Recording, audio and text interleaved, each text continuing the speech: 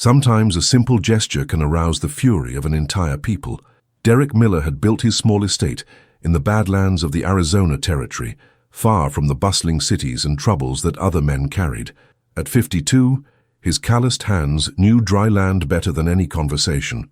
The relentless sun had etched deep wrinkles on his face, and his faded blue eyes held stories he preferred not to tell. He had arrived in those lands 5 years earlier, fleeing memories that haunted him like shadows in the desert. The wooden hut he had built with his own hands was against a rocky elevation, protected from the strongest winds that swept across the plain. All around he had managed to grow some hardy vegetables and keep a few heads of cattle. It wasn't much, but it was enough for a man who sought only peace and quiet. On that October afternoon, the heat still punished the land even as the sun began its descent. Derek was working repairing the corral fence when he heard a strange noise coming from the nearby bushes. It wasn't the sound of a wild animal or the noise of the wind on the rocks.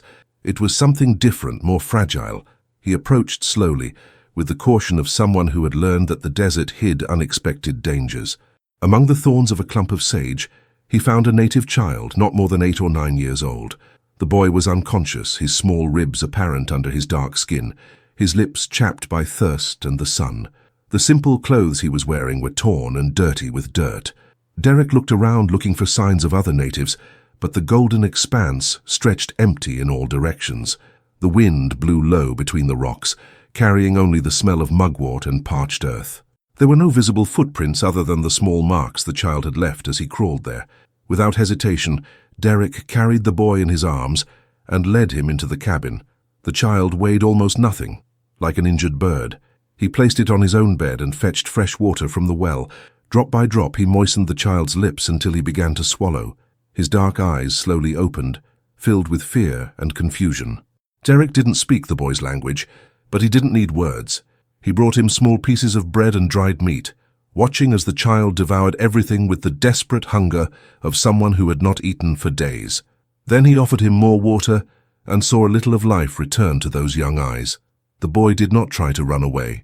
Perhaps he was too weak, or perhaps he recognized in the kindness of that white man something he did not expect to find. Derek prepared a makeshift bed on the floor, using his own blankets, and signaled for the child to rest. During the night, Derek remained awake, looking out the small window of the cabin. The full moon illuminated the desert landscape with a cold, silvery light. He knew that there were others nearby looking for the boy. Native peoples did not abandon their children, especially not in those disputed lands where tension grew by the day. He thought of the stories he had heard in nearby towns, about attacks and reprisals, about the hatred that grew among peoples like weeds after rain. But looking at that sleeping child, Derek saw only a lost and hungry boy, not an enemy. When the first ray of sunlight came through the window, Derek was already up, preparing more food for the child. The boy woke up scared, but when he saw the farmer offering him dried fruit and water, he relaxed a little. He ate slowly this time, his eyes never failing to watch Derek. It was then that the farmer heard it, a low, steady sound, like the distant rumble of a storm. But the sky was clear, without a single cloud. The sound came from the earth, from the hills to the north. Derek walked over to the door and opened it slowly. What he saw made his blood run cold in his veins. The nearby hill was covered with silent figures, native warriors, more than I had ever seen together.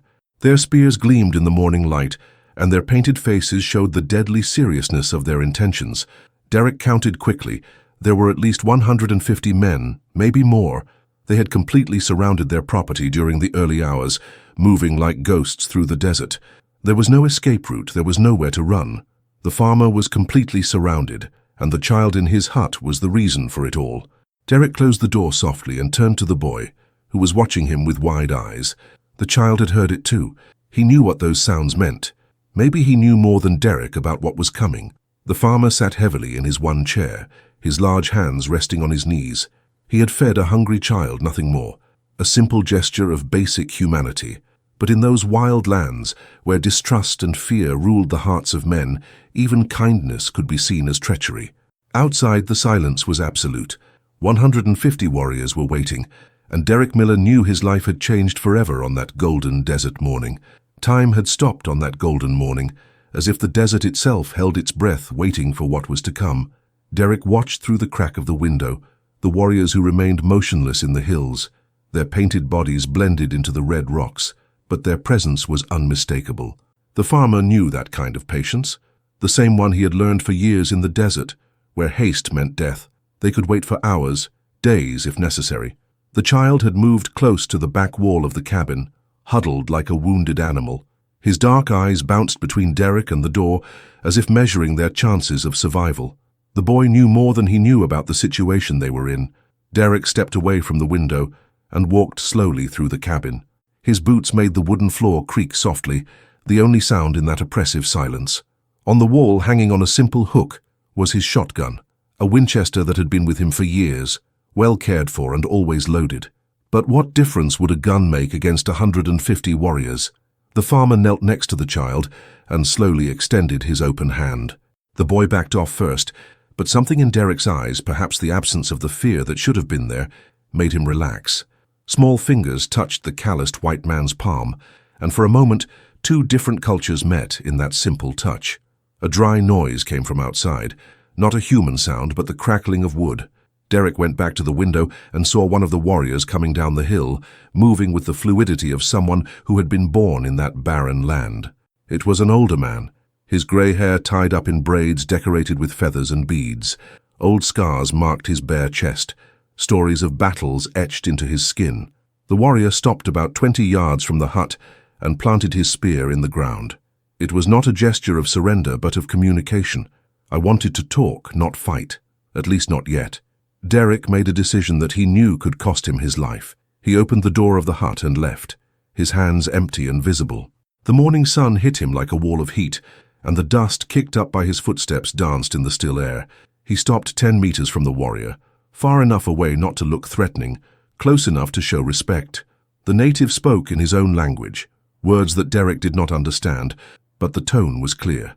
There was no hatred in his voice, just a firmness that came from years of leadership. The warrior pointed to the hut, then to himself, then to the hills where his men awaited. Derek understood. They wanted the child back. It was natural, it was fair, but there was something more in those leaders' dark eyes, something the farmer recognized because he had felt it before. It was distrust mixed with curiosity. Why would a white man risk his life for a child he didn't know? The farmer returned to the hut, feeling the weight of 150 glances on his back. The child was exactly where he had left it, but now his eyes shone with unshed tears. The boy had heard the warrior's voice and knew who it was. Derek knelt down again next to the boy and gently helped him to his feet. The child trembled, not with fear, but with emotion. It was clear that he had recognized someone important out there, perhaps his own father or grandfather. The farmer took the rest of the food he had prepared, wrapped it in a clean cloth, and placed it in the child's small hands. Together, they walked to the door. Derek opened it again, and with the child by his side, stepped out to face the trial that awaited him. The boy ran towards the older warrior, who greeted him with open arms, his stiff features softening for a moment. The leader examined the child, checking if it was injured or mistreated. He saw that the boy was clean, fed, cared for. His clothes had been washed and patched. There was even a small bandage on a scratch on the child's arm, made of clean fabric. For long minutes, the warrior and the child talked in their native language. The boy pointed to Derek, gesticulated, his small voice charged with urgency. He was explaining what had happened, how he had been treated, how this white man had saved his life. Derek remained motionless, his hands still visible, awaiting the verdict. He knew that his life depended on the words of that child. In the surrounding hills, the other warriors held their positions, spears ready, bows tense, but awaiting their leader's decision. The older warrior slowly stood up and walked until he came face to face with Derek. His eyes scanned the farmer's face, looking for signs of lying or malice. He found only tiredness, honesty, and something he didn't expect to see, understanding. Then he did something that surprised even his own warriors. He extended his right hand, palm facing upwards, in a universal gesture of peace. Derek looked at the offered hand, then at the face of the man in front of him. Slowly, he placed his own hand on the warrior's. It was a moment that changed everything. Two cultures, two races, two different worlds met in that silent handshake under the scorching desert sun. It did not solve all the problems, it did not erase years of mistrust and conflict, but it planted a small seed of understanding. The warrior said something to his men in the hills. One by one they began to retreat, disappearing among the rocks with the same silence with which they had arrived. Soon, only the leader, the child, and Derek remained in that small clearing between the desert and civilization. The native man spoke a few words to Derek, then took the child by the hand. Before leaving, the boy ran back to the farmer and quickly put something in his hand. It was a small smooth stone, painted with symbols that Derek didn't understand but that clearly had meaning. Father and son, for Derek now realized the resemblance between them, walked toward the hills. They stopped once to look back, and the warrior nodded his head slightly. It was not a goodbye, but an acknowledgement. Something had changed that morning, something that would echo through the years to come. Derek stood alone in front of his cabin, the small stone painted hot in his palm. The desert had returned to silence, but it was a different silence now, no longer threatening but contemplative, as if the earth itself were processing what it had witnessed. The farmer looked up at the horizon, where the two figures disappeared among the golden ripples of the desert. He knew that his life in those lands would never be the same again. He had crossed an invisible line, broken a barrier that many considered insurmountable. And as strange as it sounded, she felt more at peace than she had in years. The following weeks brought a strange stillness to those lands, as if the desert held secrets in every grain of sand that the wind carried. Derek went back to his daily routine, but something fundamental had changed within him. The small painted stone rested on the rustic table of his hut, its mysterious symbols seeming to pulsate with life of their own under the lamplight. Every night before going to sleep, the farmer held her in his fingers, feeling its smooth surface and remembering the confident eyes of that child. The days passed with the slow pace of the desert. Derek took care of his few animals, repaired fences, planted what the arid land allowed. But he often found himself looking at the horizon, especially in the direction of the hills where the warriors had disappeared. He didn't expect to see them again, but a part of him wanted to know if he had really made a difference. It was on a November afternoon, as the shadows began to stretch over the red earth, that Derek noticed the smoke. It was not the white smoke of an ordinary campfire, but dark, thick columns that rose in spirals against the orange sky. It was coming from the nearest town, Cedar Falls, about 15 miles away. The farmer saddled his horse, a chestnut Mustang he had tamed years ago, and set off in the smoke. The animal galloped nervously, its nostrils picking up smells that Derek still couldn't identify. As they approached the city, the odor became stronger, burnt wood, gunpowder, and something worse that the farmer preferred not to think about. Cedar Falls was a small town, with a main street lined with simple wooden buildings. It had a warehouse, a tavern, a church, and a few houses scattered around.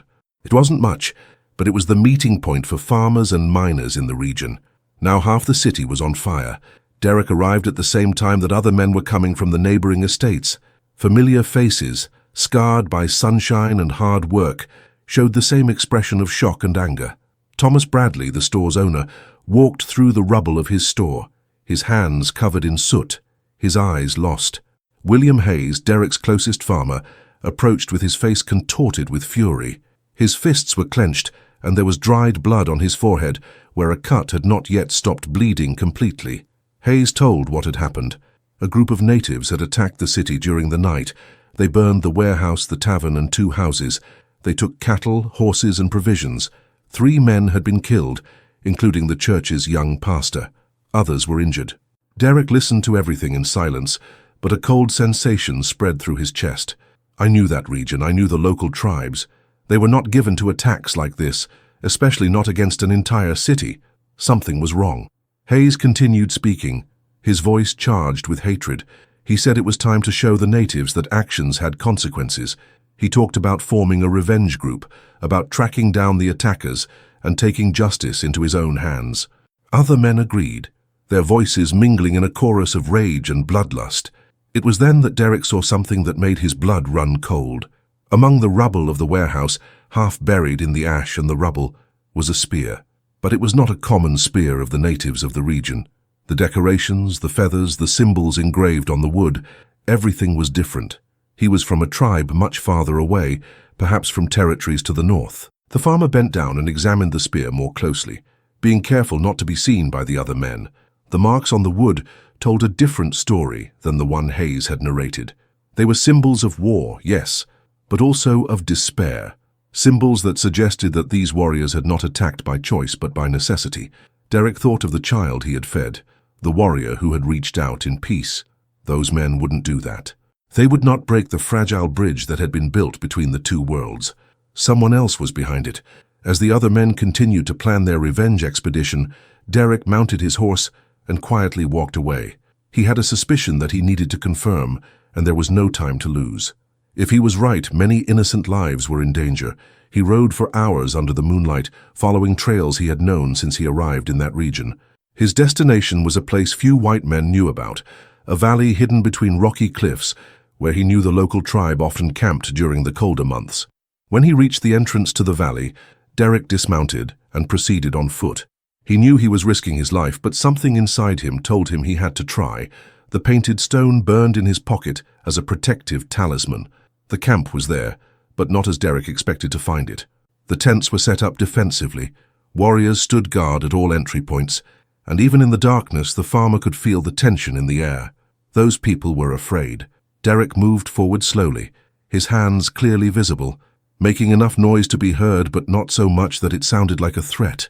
He knew he was being watched, that dozens of eyes followed him in the darkness. It was then that he saw a familiar figure emerge from the shadows. It was the older warrior, the same one who had come to get the child. But now his face showed a deep sadness, and Derek realized that there were tears in the eyes of this proud man. The warrior spoke in his language, words loaded with pain and confusion. Derek didn't understand the words, but he understood the emotion.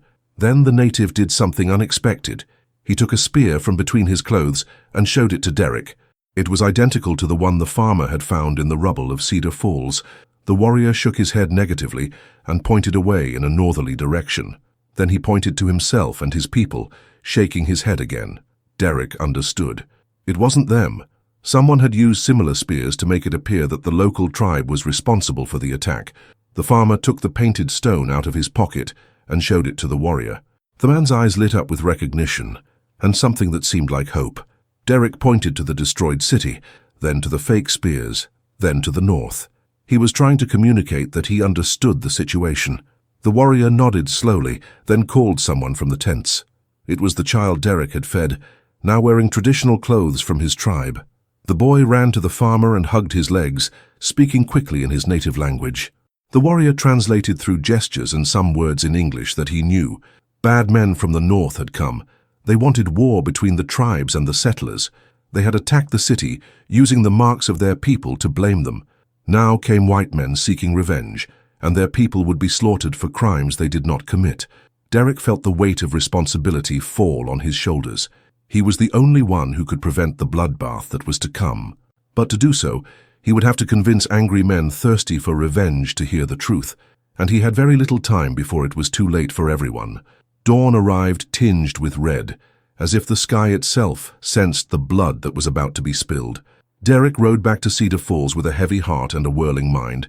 He carried with him not only the truth about the attack, but also the confidence of an entire people. The warrior had given him more than information. He had placed in the hands of the farmer the lives of innocent women, children, and elders. The town was still steaming when Derek arrived.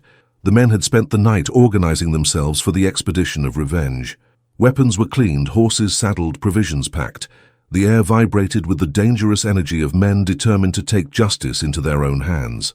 Hayes was at the center of it all, handing out orders like a makeshift general. He had managed to gather almost 30 men, farmers and workers from the region who lost property or acquaintances in the attack. Their faces showed the hardness of someone who had decided that the time had come to settle things definitively. Derek dismounted and walked over to the group. He knew that his next words would determine whether there would be peace or war in those lands. He took a deep breath, feeling the weight of the painted stone in his pocket, and decided that the truth was worth any risk. Hayes greeted him with a grim smile.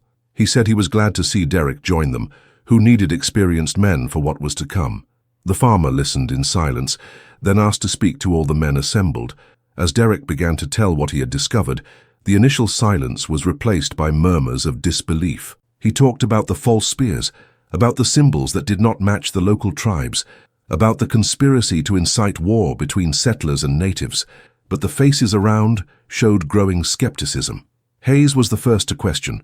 He asked how Derek could be sure, how he knew so much about native symbols, why they should trust the word of savages. His voice carried not only distrust, but something more dangerous, the suggestion that Derek might be on the wrong side. Other men began to speak at the same time. Some recalled that Derek lived in isolation, far from civilization. Others mentioned that he had always been strange, unlike the other settlers. The atmosphere became tense, and Derek realized he was losing them. It was then that Thomas Bradley, the owner of the destroyed warehouse, spoke out. He said that Derek had always been an honest man, that if he believed there was another explanation, it was worth hearing. But his words were drowned out by louder, angrier voices. Derek tried another approach. He asked them to examine the evidence calmly, to think about the consequences of attacking innocent people. But the thirst for revenge had taken hold of the men, and reason was the last thing they wanted to hear. Hayes stepped forward, his hand resting on the pistol handle. He said that Derek could stay there with his theories if he wanted, but that they had a job to do. The other men began to mount their horses, the clatter of harnesses and guns filling the morning air. Derek knew that words would not be enough. He needed proof, something concrete that would make them stop and think. He ran to the rubble of the warehouse and picked up the fake spear he had found. He brought it to the group of men, showing the symbols engraved on the wood. He explained how those marks were different from those used by the local tribes, how they indicated origin from territories much further north. A few men stopped to watch, but Hayes snatched the spear from Derek's hands and threw it to the ground. He said that a spear was a spear, that symbols did not change the fact that 3 men were dead and the city had been attacked. He mounted his horse and began to walk away, followed by most of the other men. Only 5 or 6 remained, including Bradley, staring uncertainly between Derek and the departing group. The farmer felt despair take over him. I was watching 30 armed men ride toward a massacre, and there was nothing I could do to stop them. He thought of the child he had fed, of the warrior who had reached out in peace, of the innocent families who would be killed for crimes they did not commit. It was then that he had a desperate idea. He mounted his horse and set off in the opposite direction, not following Hayes and his men, but taking a shortcut he knew through the mountains. If he rode hard, he might be able to reach the valley before the revenge party and warn the tribe. The cavalcade was brutal. Derek pushed his horse beyond the limits, climbing steep trails and descending dangerous canyons. The sun was rising in the sky, and he knew that every minute lost meant lives at risk. His horse foamed at the mouth but kept running, as if he sensed the urgency of his master. He arrived in the valley when the sun was at its peak. The native camp was still there, but Derek realized that something had changed. There were fewer tents, fewer people. Many families had left during the night, taking only what they could carry. The older warrior appeared immediately, as if waiting. His face showed that he already knew what Derek was coming to announce. There was a scout on the hills, men who watched all the trails. They knew that revenge was coming. Derek tried to explain through gestures that he had tried to stop the men, that he had spoken about the truth, but that he had not been able to convince them. The warrior nodded gravely, placing a hand on the farmer's shoulder. There was no accusation in his eyes, just gratitude that Derek had tried. The native called other warriors and began to speak quickly in their language. Derek saw men running to the tents, women picking up children, elders being helped up. They were preparing to leave, to abandon their ancestral land once again. But then the child Derek had saved appeared, running up to him with something in his hands. It was a small bow made especially for his small hands, decorated with the same symbols of the stone that Derek carried. The boy said something in his language, then pointed to the surrounding hills. The older warrior translated with simple English words mixed with gestures. The boy did not want to run away. He wanted to fight alongside the man who had saved his life. He wanted to show the other settlers that not all natives were enemies. Derek felt a lump in his throat. He looked at that brave child, then at the proud warrior, then at the families who were preparing to leave their home because of hatred and ignorance. At that moment, he made a decision that would change the course of his life. I told the warrior that there was another option, that perhaps it would be possible to prove the truth once and for all. But for that, they would need to do something risky, something that could cost them all their lives. The native looked him in the eye for a long moment, then nodded slowly. If they were going to fight, they would fight together. If they were going to die, they would die defending the truth. And maybe, just maybe, they could prevent the war that evil men had planned for those lands. Truth has the power to turn enemies into allies, but only when the heart is willing to listen to it. Derek and the warrior devised a desperate plan. They knew that Hayes and his men would arrive in the valley before nightfall, expecting to find an unsuspecting tribe. Instead, they would find something that would change everything. When the 30 armed settlers descended the steep slope of the valley, they expected resistance, war cries, the chaos of battle. What they found was silence.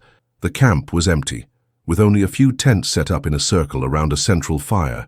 Hayes ordered caution, suspicious of the scene. His men advanced slowly, guns drawn, until they reached the center of the camp. It was then that they saw Derek Miller sitting by the campfire, alone, his hands empty and visible. Hayes's fury exploded. He shouted that Derek was a traitor, that he had warned the wildlings. Other men raised their weapons, but Derek remained calm, asking for only a few minutes to show them something important. It was then that the figures emerged from the tents. They were not warriors painted for war, but entire families, women, children, elders. And in the center of it all, the older warrior held something that had caused several men to retreat, the body of a warrior from another tribe, with fresh wounds and spears identical to those found at Cedar Falls. The warrior spoke in broken English, explaining that they had captured one of the real attackers wounded in their escape. Before he died, the man had confessed everything. Northern tribes had been paid by white men to attack Cedar Falls, using false symbols, creating war between settlers and local natives. Derek translated the rest of the confession. They discovered that land speculators wanted to expel both settlers and natives to take possession of territories rich in ore. The war would be perfect for his plans. The survivors would be forced to sell their land for any price. Hayes still resisted, but other men began to examine the evidence. The spears, the symbols, even the wounds of the dead attacker told a different story than they had believed. Bradley was the first to put down his gun, followed by others. The child Derek had saved slowly approached the group of settlers. In the simple English he had learned, he said that his people did not want war just to live in peace. His innocent words had more power than any argument. One by one, the men realized that they had been manipulated. The anger they felt for the natives turned to fury against the real culprits, the speculators who had orchestrated the whole tragedy. Hayes was the last to accept the truth, but when he finally did, his transformation was complete. He reached out to the older warrior, asking forgiveness for what he had almost done. In the weeks that followed, settlers and natives worked together to expose the speculators and rebuild Cedar Falls. Derek became a bridge between the two worlds, respected by both peoples. The child visited Derek's farm regularly, learning English while teaching words in his native language. The painted stone remained on the farmer's table, no longer as a reminder of a moment of tension, but as a symbol of conquered understanding.